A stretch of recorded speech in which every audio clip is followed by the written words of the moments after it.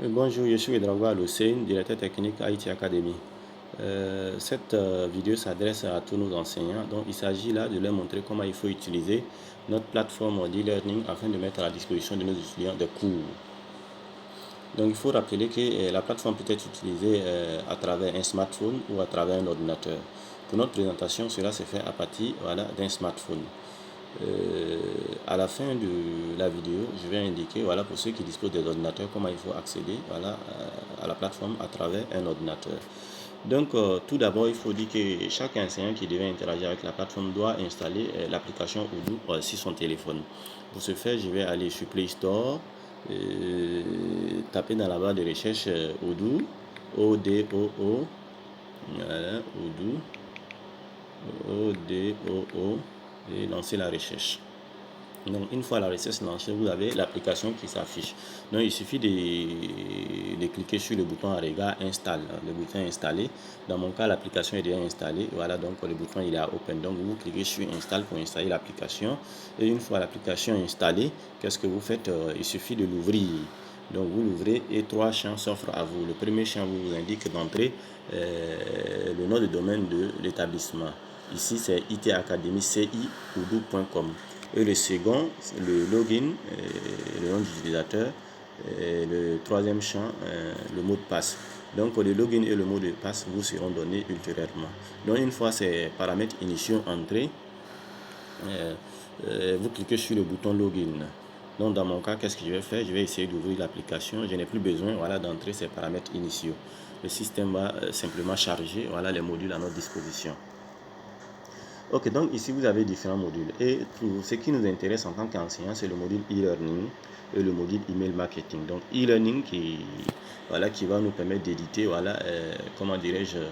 nos cours, les mettre à la disposition des étudiants. Et email marketing qui va nous permettre d'envoyer des emails un groupe de personnes, un groupe d'étudiants et autres pour donner des informations.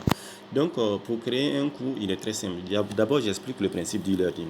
C'est-à-dire l'enseignant dans un premier temps va élaborer son cours, c'est-à-dire son module, chapitre par chapitre s'il le veut, et le met sur la plateforme et invite des étudiants concernés par ce cours à participer.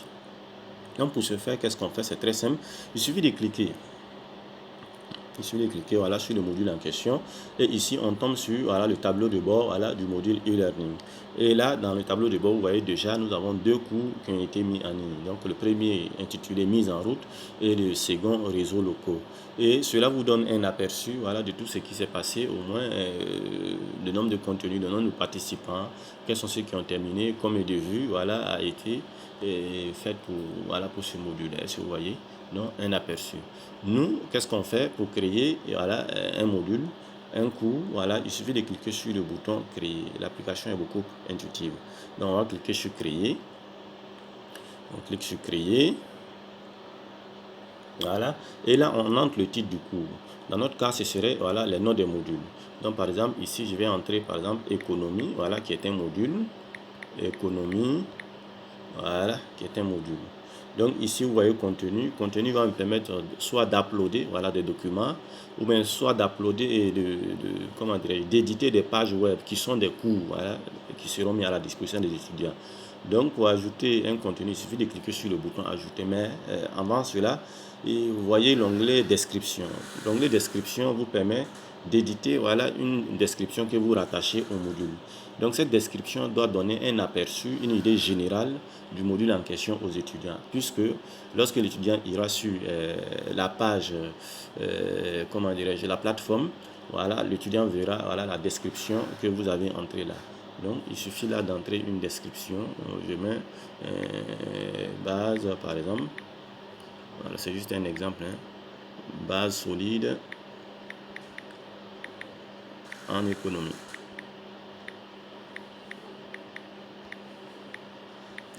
Donc vous servez ça pour donner une description que vous liez à votre module. Maintenant, l'onglet options est beaucoup plus intéressant aussi, parce que ici vous allez devoir choisir le type de cours. Soit est-ce que c'est une documentation ou est-ce une formation. Dans mon cas, je vais choisir la formation. Donc, vous avez ces différentes sections cours. Après, vous avez le droit d'accès. Droit d'accès, donc, vous voyez la politique d'inscription, soit publique ou soit sur invitation. Donc, c'est-à-dire, lorsque vous laissez le droit d'accès à public, c'est-à-dire toute personne qui entre sur notre plateforme, même n'est pas membre de la plateforme, voilà, est capable de voir ce module, est capable d'interagir avec ce module. Donc, qu'est-ce qu'on fait? Puisque nous, c'est une institution privée, voilà, on a des étudiants. Donc, ce sont ces étudiants que nous allons inviter à participer, voilà, au cours. Donc, ici, le droit d'accès serait sur invitation, pour ne permettre qu'à nos étudiants seuls de pouvoir, voilà, interagir avec les modules. Voilà, les autres utilisateurs qui ne sont pas, comment dirais-je, membres, c'est-à-dire les visiteurs des sites, voilà, ne pourront pas voir, voilà, ces modules. Vous avez en dessous encore une autre section communication. Et vous voyez là, autoriser l'évaluation. Si vous voulez que voilà, les étudiants se prononcent sur vos cours, voilà, puissent donner un avis, voilà, sur le cours, commenter le cours, voilà, vous pouvez cocher la case autoriser l'évaluation. Ensuite, ce qu'il faut faire, il faut toujours lier, voilà, un espace d'échange, c'est-à-dire un forum au module en question. Voilà, donc peut-être que nous allons les créer par défaut et l'enseignant n'a qu'à choisir. Vous voyez, il faut lier un forum qui est un espace d'échange. Donc le forum en fait va permettre aux étudiants de poser, voilà, des questions, voilà, sur le cours en question ou même sur le module en question, ou même de discuter des sujets que l'enseignant peut mettre à leur disposition. Donc vous voyez ici, il suffit de cliquer sur la flèche en regard, voilà, et là, voilà, vous voyez, nous avons comme forum réseau interne à une entreprise d'utilisation de la plateforme économie. Donc, comme mon module c'est économie, donc je vais lier le module à, comment dirais-je, je vais lier le forum à mon module économie. Si ça n'existait pas, je pouvais créer tout simplement en cliquant sur le bouton créer. Est-ce que vous voyez? On va juste voir. Donc, vous voyez, je mets le nom du forum, voilà, qui serait le nom du module en question, ou même peut-être différent, mais qui est lié. Voilà, et ensuite on vous demande le mot du forum. Questions pour permettre aux étudiants de poser des questions. Discussion, voilà, pour permettre aux étudiants de discuter sur des sujets. Parce que vous voyez, donc, selon le cas, vous choisissez l'option qui vous convient. Est-ce que vous voyez? Donc, on ne va pas s'attarder là, ici, on va juste l'annuler. Voilà, puisque déjà ici, au niveau du forum, on a économie, donc on va lier notre module au forum économie. Afficher, la section afficher. Est-ce que le module est visible par le public? Si oui, on laisse public coché. Sinon, le module ne serait affiché qu'à nos membres. Vous voyez. Donc, une fois ceci fait, voilà, je peux sauvegarder.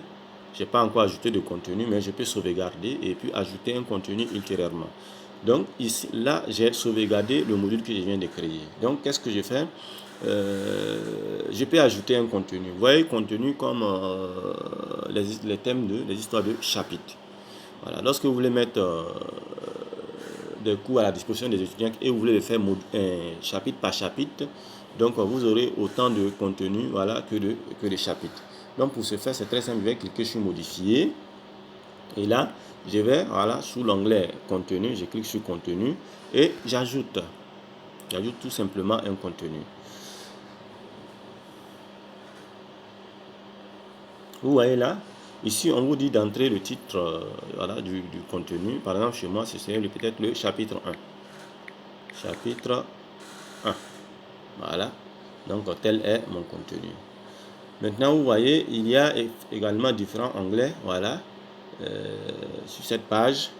Et vous voyez là, au niveau de l'onglet document, on vous dit le type de document. Le type de document, vous voyez, on peut sélectionner. Est-ce un document? Est-ce une page web? Est-ce une présentation? Une présentation pour tous les fichiers que vous avez d'extension PPTX, c'est-à-dire les documents PowerPoint. Ou bien est-ce que ce que vous voulez télécharger, est-ce une vidéo? C'est quoi? Le type de document peut être une vidéo. Là, vous allez indiquer une URL qui tend vers une vidéo, peut-être sur YouTube ou sur une autre plateforme. Et ici, vous avez quiz. Est-ce que c'est un quiz ou bien est-ce une certification? Certification, on va se servir de ça pour élaborer ou pour éditer, voilà, nos devoirs. Est-ce qu'on se comprend? Donc par défaut, on va laisser sur document qui va nous permettre de télécharger le document qu'on veut mettre à la disposition des étudiants. Donc ici, je vais cliquer sur simplement charger, voilà, votre fichier qui va permettre d'uploader, voilà, le document dont je veux. Donc je vais aller choisir le document dont je veux, voilà, uploader, voilà, sur le site. Donc tout simplement, bon, je vais trouver un document. Bon, chapitre 1, je vais prendre ceci par exemple. Voilà, et le système, voilà, va essayer de charger, voilà, le document.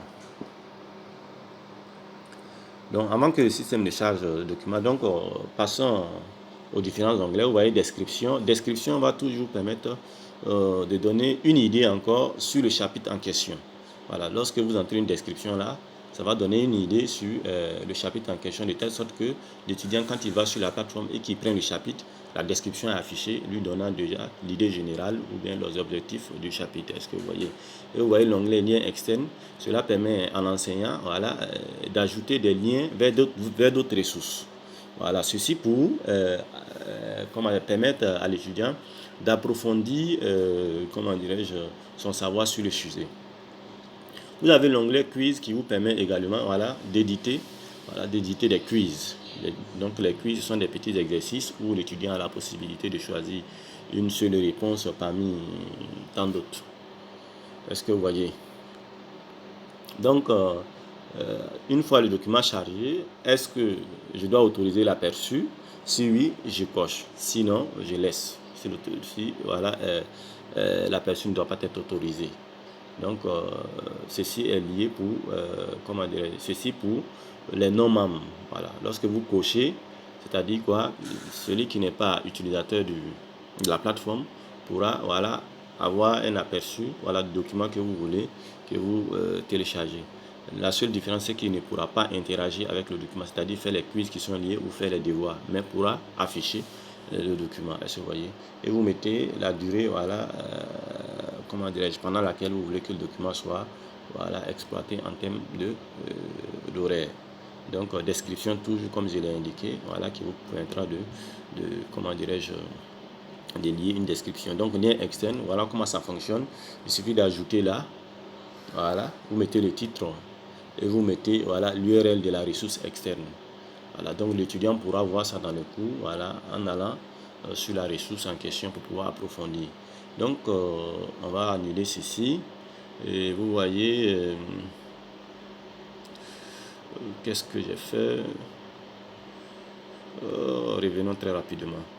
Je vais reprendre très rapidement. Charger, j'avais chargé. On va prendre juste un fichier qui n'est pas lourd.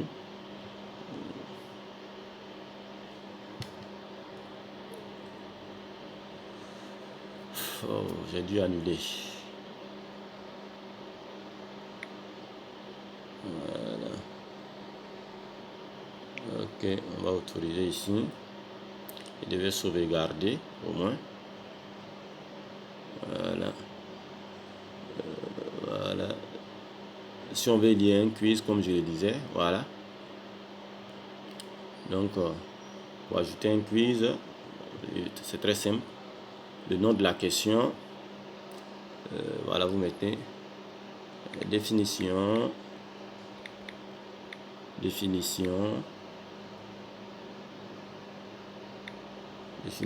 économie. Et là, vous ajoutez, voilà, une réponse, vous ajoutez une autre réponse, ainsi de suite. S'il y a une troisième réponse, vous ajoutez et vous permettez à l'étudiant de ne choisir que la bonne réponse. Vous cochez ici la bonne réponse et vous sauvegardez et vous fermez. On va faire une autre vidéo ultérieurement pour les quiz. Mais pour l'heure, comment il faut charger les cours, c'est ce qui est plus important. Donc ici, on a mis la documentation. On va juste sauvegarder et fermer. Ok, le titre. J'ai pas mis le titre. Le titre document, chapitre 1. Chapitre 1. Voilà, on va sauvegarder et on va fermer. Voilà.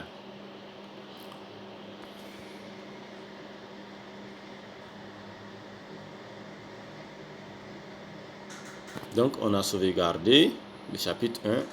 On sauvegarde le module.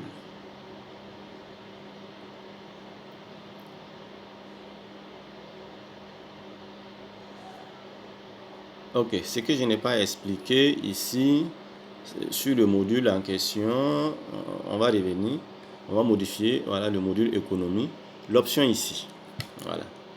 Ah, je crois que je l'ai déjà expliqué, ok, c'est déjà expliqué. Donc, on va sauvegarder. Et là, qu'est-ce qu'on va faire? On va inviter maintenant, on a créé le module, on a ajouté du contenu. Et qu'est-ce qu'on va faire? On va inviter voilà, des étudiants à participer au cours. Donc, comment se fait l'invitation? Vous voyez le bouton action, il suffit de cliquer là-dessus et vous faites inviter. Donc, on invite et là, on va sélectionner les destinataires. Ça veut dire quoi? On va mettre les emails. Je choisis. Voilà, je choisis par exemple les étudiants. Je choisis par exemple Barak Al-Hussein. Je vais ajouter un autre. Ajouter un autre. Je vais ajouter celui-ci. Donc, les deux, voilà, seront invités. Donc, une fois ceci fait, voilà, il suffit de cliquer sur envoyer. Donc, voilà mes deux étudiants que j'ai juste invités. Voilà, qui vont suivre le cours. Et le mail a été lancé. Donc, dans peu de temps, vous allez voir, je vais recevoir un mail d'invitation à participer à ce module d'économie. Donc, vous voyez, c'est très simple. Donc, action, inviter. Et là, vous avez dans votre base de données le mail de chaque étudiant, le nom de chaque étudiant. Donc, vous allez choisir les étudiants qui sont concernés par cours. Vous les sélectionnez et vous faites ajouter et vous envoyez. Voilà, en cliquant sur le bouton envoyer le mail. Et le mail, il est clair. Le sujet, vous avez été invité à rejoindre. Voilà, tel que vous voyez. Donc, l'étudiant, une fois il reçoit ça, il pourra cliquer. Voilà, pour commencer le cours. Très simple. Voilà, donc on va ressortir. Voilà, vous pouvez voir, aller ici pour voir le cours. Vous pouvez aller tout simplement ici pour aller voir le cours et voir comment est-ce que cela va se présenter. Donc revenons là.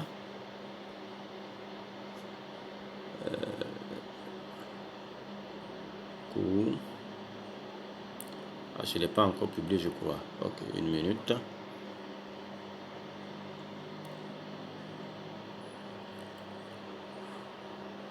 Une minute. Donc pour voir le cours, il suffit de cliquer voilà, sur le bouton voir le cours. Et le système amène directement voilà, sur le cours en question. Et vous voyez économie. La description que j'ai entrée, voilà, liée au module base solide en économie. Est-ce que vous voyez? Donc c'est comme ça l'étudiant pourra aller voilà, consulter comment dirais-je son cours. Donc ici nous allons publier. On va publier. Voilà, on va publier le cours. Pas encore publié. Voilà donc je crois qu'il faut être sur un ordinateur. Non, maintenant on peut le publier.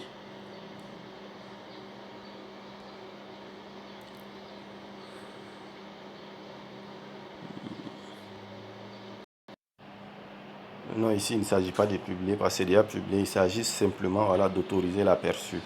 Voilà, d'autoriser l'aperçu, mais ce n'est que les membres seulement qui pourront voilà, l'ouvrir puisque d'ailleurs il y avait une politique d'accès.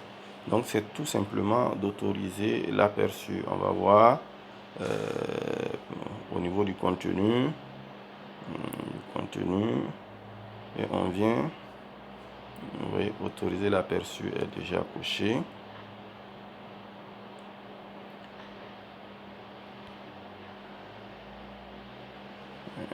On va sur le web.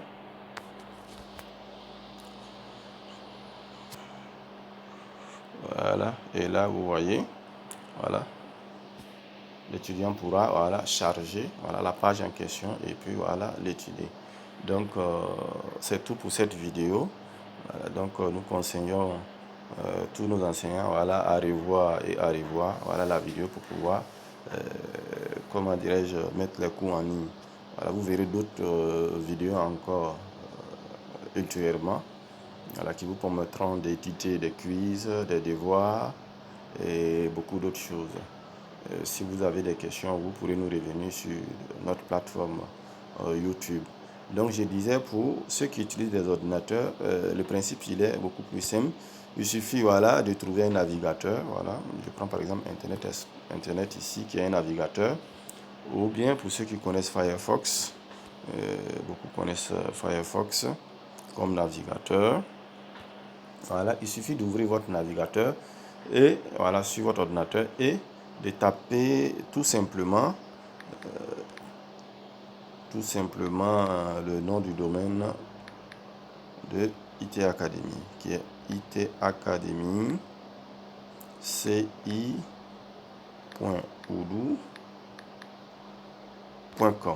Voilà, et là vous lancez la recherche et vous vous connectez également à travers l'identifiant voilà, que nous vous donnons.